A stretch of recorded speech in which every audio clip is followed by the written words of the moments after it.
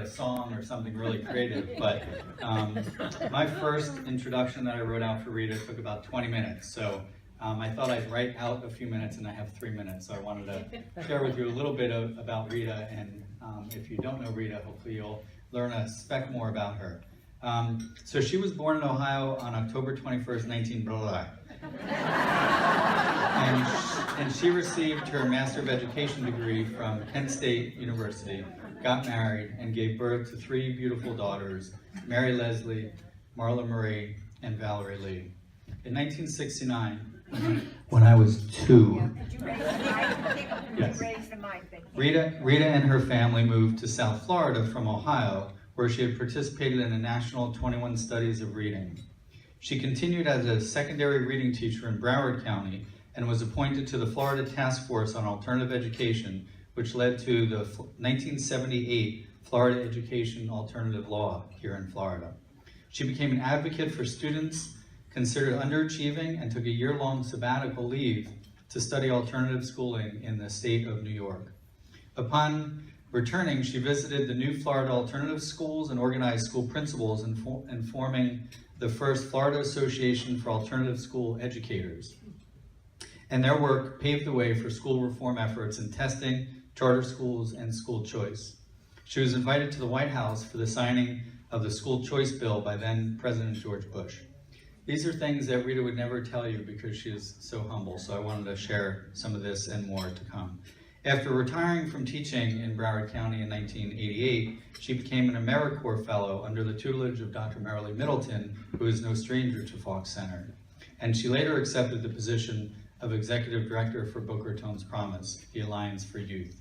This new nonprofit attracted many community leaders. Many in this room have been involved with the Promise over the years, and volunteers, enabling it to deliver 4 promises to youth here in Boca Raton. Rita was familiar with mental health disorders since 2 of her daughters had severe mental illnesses, and she knew quite well the frustrations of being a parent. After the death of her youngest daughter in 2006, she became an activist to achieve the last of Boca Raton's promises, mental health education and awareness. When money dwindled, partners and donors were convened in 2011 to determine the future of the Promise and her other wonderful events and efforts. They encourage leadership to focus on mental health and develop a voice throughout Palm Beach County where decisions are made around mental health. In 2011, she agreed to continue working as a volunteer and has continued to do so ever since. The death of her oldest daughter in 2013 encouraged her work as president and CEO of Boca Raton's Promise and the continuation of the Palm Beach County Action Alliance for Mental Health, which I'm a founding steering member of as well. She is a staunch advocate for all people who deal with mental health challenges and has been extremely supportive of the Faulk Center's programs, especially with the launch of your LGBTQ support groups over the past year, and the Promise has provided some funding for that. Through the wonderful collaboration with Boca Raton's Promise, the center has been able to grow the community conversations on mental health and help improve access to care. So your dollars are being used extremely wisely here at the Faulk Center. I'd like to recognize the Boca Raton Promise board, staff, and supporters who are here. Just give a little wave. And the IM1 members as well. Thank you so much for being here. So I think I'm right over my 3 minutes. So please give a warm round of applause for our friend and colleague, Rita Thrasher, on the occasion of her receiving this mental health advocacy award.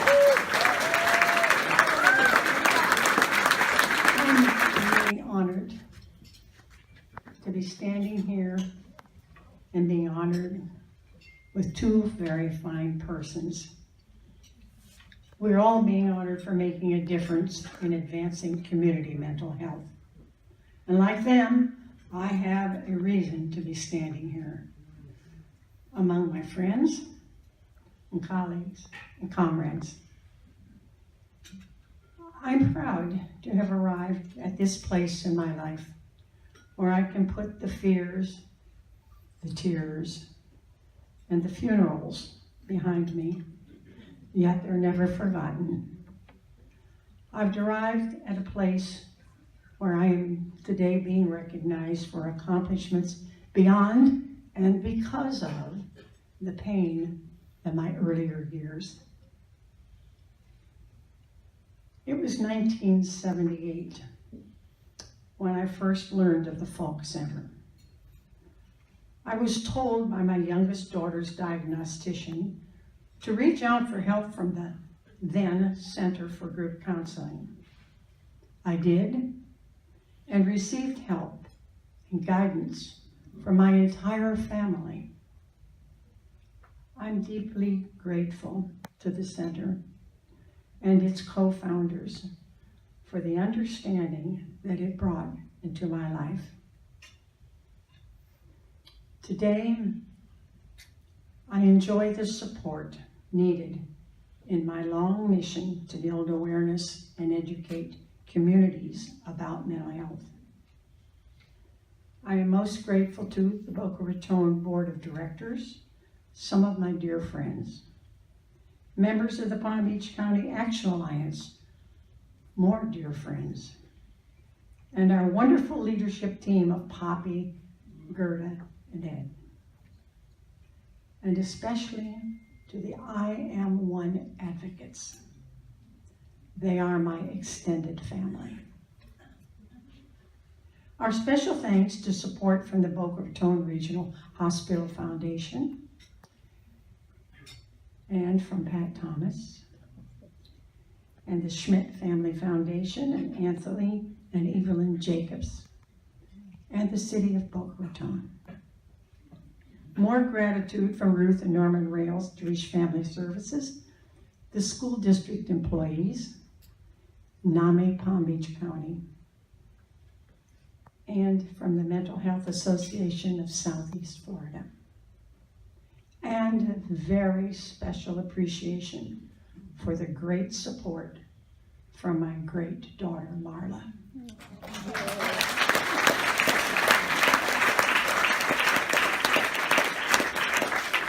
With your continued support, I promise to build collaborations in our great community, to provide 100 I Am One volunteers to speak out and break the silence and take action.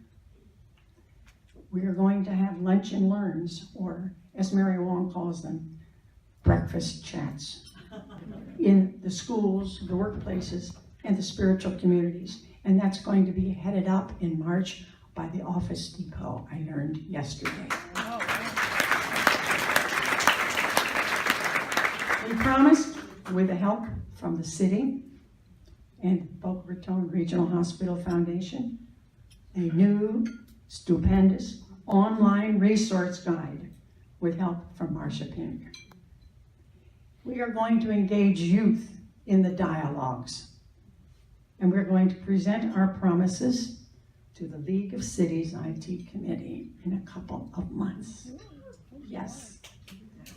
And I have another promise. A person such as Jeff and myself, we who are having problems walking the stairs, the Faulk Center for Counseling shall have a new elevator.